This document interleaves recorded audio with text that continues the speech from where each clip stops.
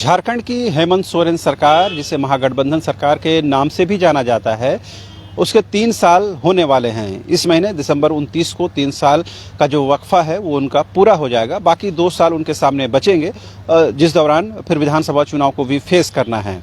इन 3 वर्षों में सरकार ने कई उतार चढ़ाव देखे हैं, लेकिन सबसे मुश्किल दौर वर्तमान में सरकार फेस कर रही है। महागठबंधन के अंदर कुछ गांठ तो नहीं पड़ा है, लेकिन जिस तरह से केंद्रीय जांच एजेंसियों की लगातार रेड पड़ रही है और जिस तरह से उनकी इंक्वायरी चल रही है, जांच चल रही है, उससे कहीं न कहीं सरकार असहज महसूस कर रही है। इस बीच राज्य सरकार ने कई ऐसे कदम उठाने की कोशिश की है, कई पुराने इश्यूज को टच किया है, जिसमें पुराने पेंशन स्कीम को इम्प्लीमेंट करने की बात है या फिर 1932 के आधार पर स्थानीय नीति, नियोजन नीति बनाने की बात है। इन चीज़ों पर सरकार कहीं न कहीं आगे बढ़ती हुई नजर आई है। अब इन बातों को झारखंड की 3.25 करोड़ जनता तक पहुंचाना है और ये बताने की कोशिश करना है कि वर्तमान हेमंत सोरेन की जो सरकार है वो जनता के साथ खड़ी है, जनता के लिए बनी है, जनता के साथ काम करने को तैयार है। क्योंकि सरकार जो काम करती है उसे जनता तक पहुंचाना पड़ता है। हालांकि उसके लिए अलग से उनका विभाग है, सूचना एवं जनसंपर्क विभाग, लेकिन सरकार चाहती है कि खुद हम लोगों के दरवाजे तक पहुंचे, खुद घर घर तक पहुंचे और खुद मुख्यमंत्री उनके सामने फेस के तौर पर हाजिर हों। लिहाजा कहीं न कहीं अब सरकार ने कल से, यानी कि कल से इस बारे में जोहार यात्रा निकालने की कवायद की जा रही है। जोहार यात्रा के माध्यम से सरकार ये बताने की कोशिश करेगी कि 3 साल यानी पिछले 3 वर्षों में महागठबंधन की सरकार ने राज्य की जनता के लिए, झारखंड के लिए क्या कुछ किया है। इस जोहार यात्रा में जेएमएम के साथ ही कांग्रेस के और राजद के तौर पर सत्यानंद भोक्ता, जो कैबिनेट मंत्री हैं, चतरा से एकमात्र विधायक है राजद के, वो शामिल रहेंगे और भी जिला स्तर के लोग और भी पार्टी संगठन के लोग रहेंगे। लेकिन तीनों ही दलों की भागीदारी रहेगी, क्योंकि तीनों दलों के मिलकर ही सरकार झारखंड में सफलतापूर्वक चल रही है। अब बड़ा सवाल यह है, आखिर ये जोहार यात्रा निकालने की जरूरत क्यों पेश आ रही है और ये कुछ टाइमिंग को लेकर सवाल उठाए जा सकते हैं। तो जो जानकार हैं, पॉलिटिकल पंडित हैं, जो झारखंड की राजनीति के नब्ज को समझते हैं, जानते हैं, वो ये कह रहे हैं कि जिस तरह से वर्तमान में हेमंत सोरेन की सरकार घिरती हुई नजर आ रही है, खास करके जिस तरह से जांच एजेंसियों की गिरफ्त सरकार पर पड़ी है या सरकार के जो नज़दीकी लोग हैं उन पर पड़ी है, पूरी सरकार कहीं कहीं असहज महसूस कर रही है, अनकंफर्टेबल सिचुएशन में है।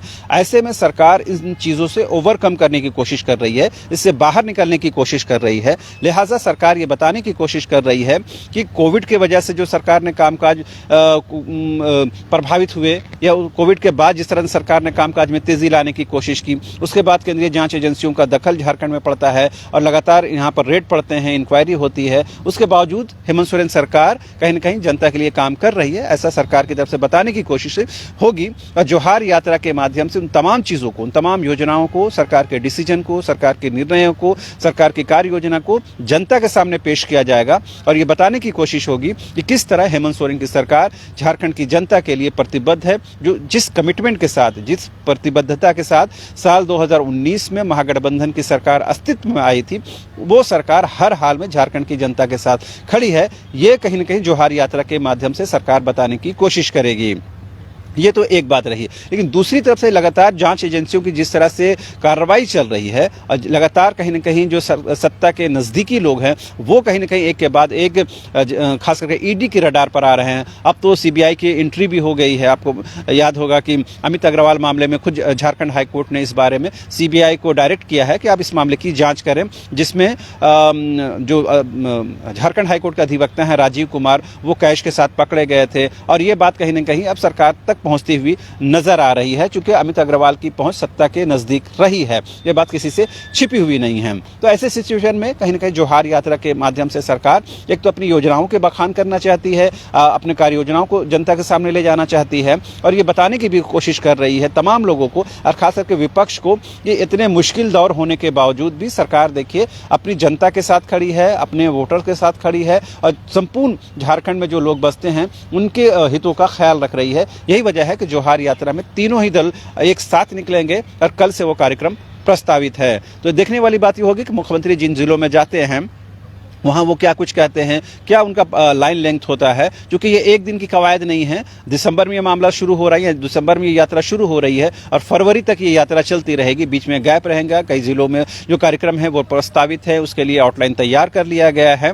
और ये कि पिछले दिनों ही आपने देखा होगा कि कांग्रेस में किस उठापटक हुई है। जिला अध्यक्षों के जो नाम आए उसमें अल्पसंख्यक समुदाय और दलित समुदाय की भागीदारी नहीं होने की वजह से किस तरह से आखिरकार जो पार्टी को अपना डिसीजन वापस लेना पड़ा और उसको कहीं न कहीं करेक्शन करना पड़ा। तो कहीं न कहीं जो सांगठनिक तौर पर कांग्रेस भी एक टफ सिचुएशन लोग हैं, वो कहीं न कहीं वो देखें कि क्या चीज़ें हो रही हैं। दूसरी अहम बात यह है कि पार्टी संगठन के लिहाज से देखें तो जेएमएम भी बहुत अच्छे पोजीशन में नहीं है। आपने देखा होगा कि पिछले दिनों ही जो धनबाद की पूरी जिला कमेटी को भंग कर दिया गया, डिसॉल्व कर दिया गया और एक नई समन्वय समिति बनाई गई है। उनके लोगों पर कई जो इनडिसिप्लिन का आरोप लगे हैं। तो तमाम जो दल हैं वो कहीं न कहीं मुश्किल दौर से गुजर रहे हैं। बात अगर राजद की भी कर लें तो राजद का जो संगठनात्मक ढांचा है वो बेहद कमजोर है। एकमात्र विधायक है चतरा से जो कैबिनेट मंत्री हैं सत्यानंद भोक्ता, उनके बलबूते ही लगता है कि राजद यहाँ पर जिंदा नजर आती है। लेकिन संगठन के दृष्टिकोण से पार्टी बहुत ज्यादा एक्टिव नजर नहीं आती है। हालांकि पिछले दिनों 1-2 कार्यक्रम हुए हैं। नए अध्यक्ष के तौर पर संजय सिंह यादव को लाया गया है, फिर प्रधान महासचिव के तौर पर संजय सिंह यादव को लाया गया है। तो ये चीजें कहीं ना कहीं पार्टी संगठन के लिहाज से ओवरकम करने की कोशिश हो रही है। लेकिन तीनों ही महागठबंधन के जो घटक दल हैं वो आंतरिक तौर पर, इंटरनल तौर पर कहीं ना कहीं मुश्किल दौर से गुजर रही हैं। सरकार भी कहीं ना कहीं एक अनकंफर्टेबल सिचुएशन से गुजर रही है। इन तमाम चीज़ों से ओवरकम करने के दृष्टिकोण से कहीं ना कहीं जोहार यात्रा को जोड़कर देखने की ज़रूरत है। लेकिन सबसे अहम और ख़ास बात यह है कि खुद मुख्यमंत्री हेमंत सोरेन इस जोहार यात्रा में शामिल होंगे और वो खुद लोगों को संबोधित करेंगे। तो ये देखना बेहद दिलचस्प होगा कि ऐसे दौर में जब तमाम जांच एजेंसियों की निगाह कहीं ना कहीं झारखंड पर है और एक के बाद एक गिरफ्तारी हो रही है, एक के बाद एक समन करके बुलाया